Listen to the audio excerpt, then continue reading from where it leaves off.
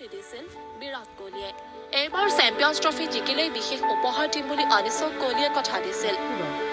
ডুবাইলৈ যোৱাৰ পূৰ্বে আনিছৰ সৈতে কথা পাতিছিল কোহলী আৰু অনুষ্কাই বহুদিন লগতে থকা ড্ৰাইভাৰ আনিছৰ বাবে ডুবাইৰ পৰা উপহাৰ আনিম বুলিও কৈ গৈছিল তেওঁ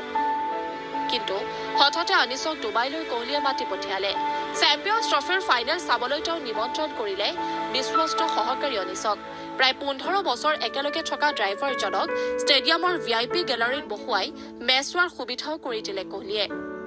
সেইমতে চেম্পিয়ন্স ট্ৰফিৰ ফাইনেল উপভোগ কৰিলে আনিছে কিন্তু তেওঁৰ বাবে বিস্ময় তেতিয়াও শেষ হোৱা নাছিল কিয়নো কোহলীয়ে সেই পৰ্যন্ত আনিছক দিয়া নাছিল উপহাৰ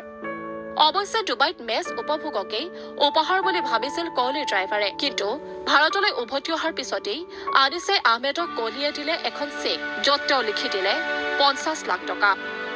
ঘৰ সাজিবলৈ তেওঁ নিজৰ গাড়ী চালকক কোহলীয়ে 50 লাখ টকা উপহাৰ দিলে পত্নী অনুষ্কাৰ জৰিয়তে আনিছক এই উপহাৰ প্ৰদান কৰিলে কোহলীয়ে 15 বছৰ কোহলীৰ গাড়ী চলোৱা আনিছে কৃতজ্ঞতাৰে গ্ৰহণ কৰিলে উপহাৰ ছুপাৰষ্টাৰ কোহলীয়ে সবাতোকৈ বেছি বিশ্বাস কৰা চালকজনেই ৰাজহুৱা কৰিলে এই উপহাৰ লাভৰ কথা নিউজ ডেস্ক ৰিপৰ্ট বাৰ্তায়নী